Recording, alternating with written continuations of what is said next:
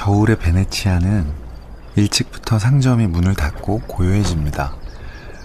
오후 5시면 먼 바다로 해가 넘어가고 미로 같은 골목길은 어둑어둑해지죠. 바닷물이 넘쳐서 광장에 물이 차오르기도 합니다. 오늘은 일찍 숙소로 돌아와 저녁을 만들어 먹었습니다. 리알토 시장에서 사온 신선한 해산물로 알리오 올리오 파스타를 만들고 싱싱한 새우 위에 소금만 살짝 뿌려서 구웠는데 세상에 얼마나 맛있게요. 뽀득뽀득 소리가 나게 설거지를 해놓고 맥주를 한 캔 따서 운하가 보이는 창가에 앉았습니다. 좁은 운하를 따라 흐르는 물소리가 아주 가깝게 들려옵니다. 숙소 창가 바로 아래 곤돌라가 잡힐 듯 지나다니는 운하가 있습니다.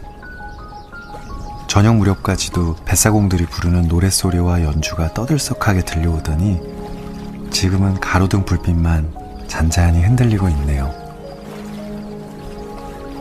건너편엔 낡은 벽돌이 떨어져 나간 붉은 벽돌집들이 물 위에 떠있는 채로 쭉 늘어서 있습니다.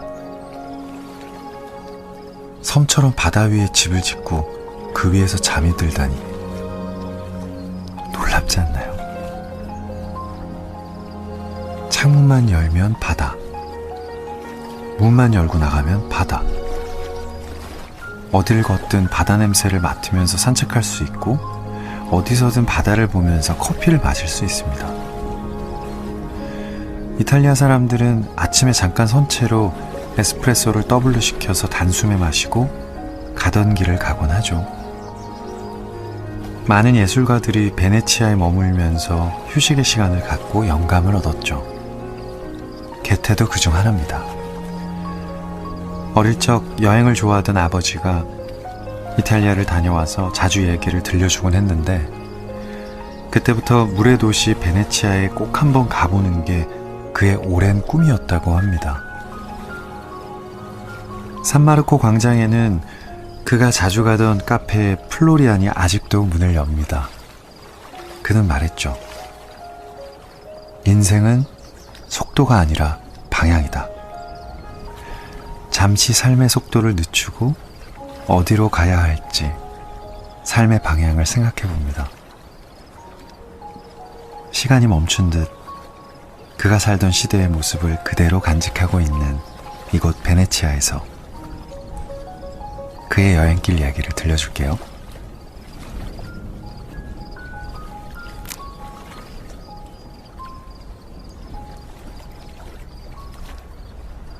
베네치아로 가다. 요한 볼프강 폰 괴테. 독일 시간으로 1786년 9월 28일 5시쯤 브렌타강을 지나 바다와 강이 만나는 얕은 석호로 들어서면서 나는 운명의 책 한 페이지에 적혀있던 대로 베네치아와 처음으로 마주하였다. 내가 이 놀라운 섬의 도시, 천상의 공화국에 발을 들여놓게 되는 날이 오다니. 기쁨과 감격에 겨워 나도 모르게 탄성을 질렀다. 베네치아는 더 이상 나에게 의미 없고 공허한 이름이 아니다.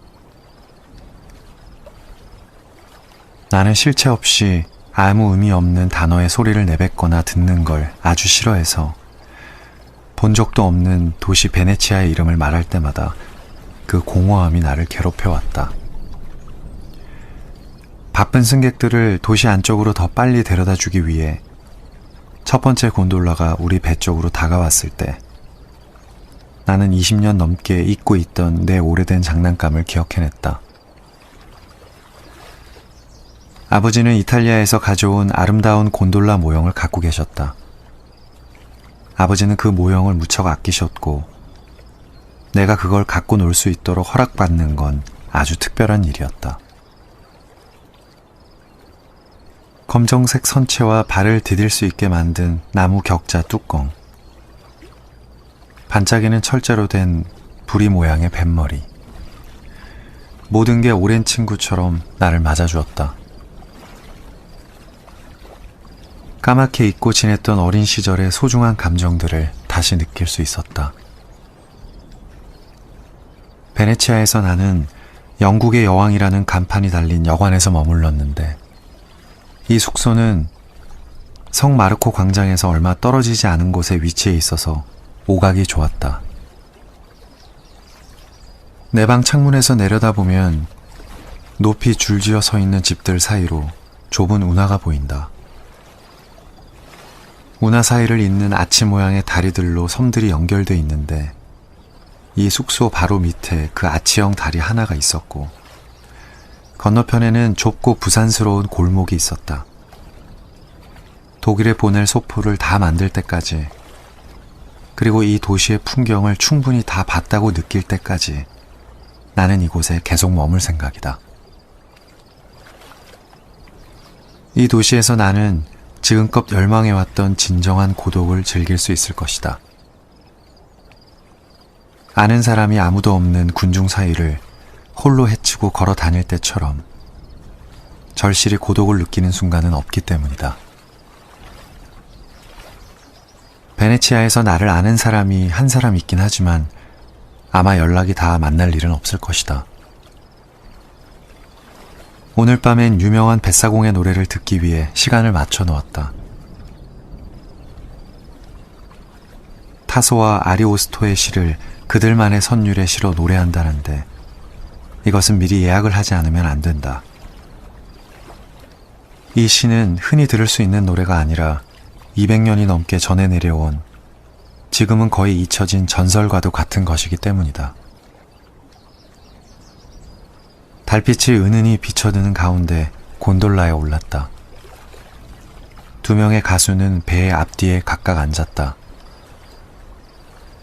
잔잔한 수로를 따라 곤돌라가 천천히 움직이며 노래가 시작되었다. 두 사람은 번갈아 가며 한 소절씩 노래를 불렀다.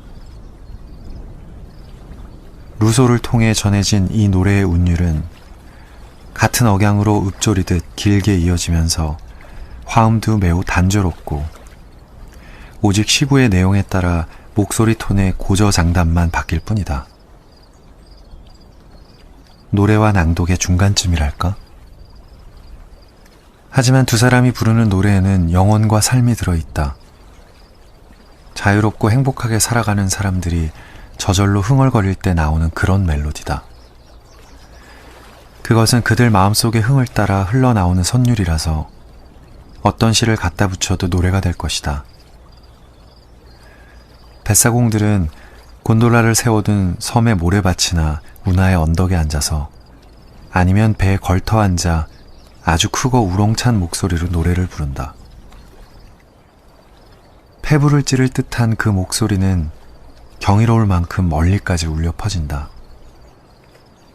거울처럼 고요하고 잔잔한 수면을 따라 노랫소리가 퍼져나가면 멀리 떨어져 있던 다른 뱃사공 중에 가사를 잘 이해하고 있는 사람이 이어지는 식으로 노래를 불러 화답한다. 그렇게 서로의 메아리가 되는 것이다. 그들은 지칠 줄 모르고 밤새도록 노래를 이어간다.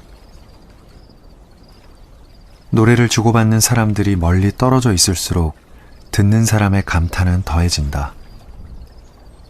이 노래를 듣기 가장 좋은 장소는 두 뱃사공의 중간쯤이다. 내가 노래를 잘 들을 수 있도록 그들은 주데카 섬의 두둑 위에 날 내려주었고 두 사람은 운하 주변의 각기 다른 곳에 자리를 잡았다. 노래가 시작되고 나는 둘 사이를 오가며 노래를 들었다. 멀리서 전해지는 노랫소리가 어떻게 들리는지 직접 듣고 싶었다. 한 사람이 노래를 부르기 시작하면 건너편 뱃사공 쪽에서 노래를 듣고 그쪽에서 노래를 이어받으면 반대로 걸어가 다시 노래를 들었다. 그렇게 들으니 노래의 감동이 더 깊게 다가왔다. 멀리서 들려오는 목소리는 슬픔이 증발한 가여운 탄식처럼 들렸지만 이상하게 마음을 움직였다. 눈물이 나올 만큼 감동적이었다. 이토록 마음을 울리다니 놀라웠다. 내 기분 탓에 유독 그렇게 느끼는 건가 싶었는데 곁에 있던 나이든 뱃사공도 그랬다. 저 노랫소리는 이상하게도 마음을 흔드는 힘이 있죠. 들으면 들을수록 더 좋아지고 감동적입니다. 그는 나에게 언젠가 리도의 여자들, 특히 말라모코와 펠레스트리나의 여자들 노랫소리를 들려주고 싶다고 했다. 그 여인들도 타소와 아리오스토의 노래를 부르는데 선율이 비슷하거나 거의 같다고 했다. 뱃사공은 계속해서 말을 이어나갔다. 그 여인들은 남편이 고기를 잡으러 바다로 나가면 바닷가에 앉아서 저녁 내내 노래를 불러요.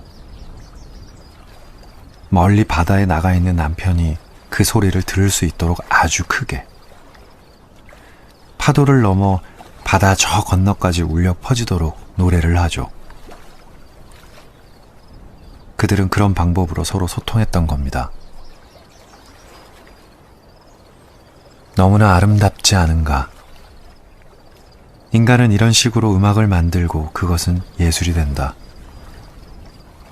그들의 노래는 지금껏 죽어있던 글자에 불과한 시에 생명력을 불어넣었다. 슬프지만 무슨 뜻인지 전해지지 않던 그 싯구에 인간적인 마음과 진실된 감정을 담아 사람의 마음을 움직이는 것이다. 고독하게 혼자 남겨진 한 사람이 먼 곳에 떨어져 있는 사람에게 마음을 전하고 그 사람이 듣고 응답해 주길 바라는 소망이 담긴 노래인 것이다.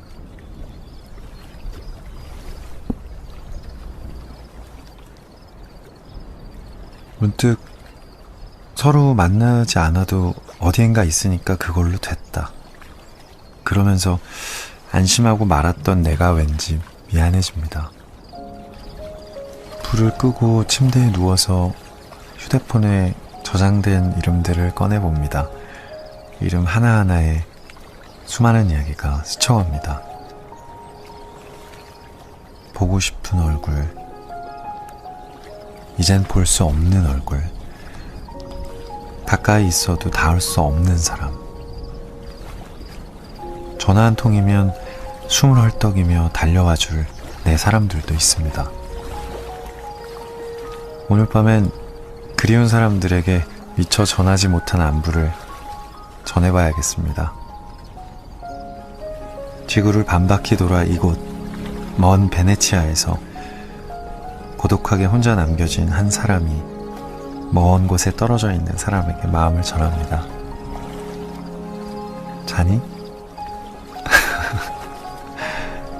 잘 지내? 살아는 있지?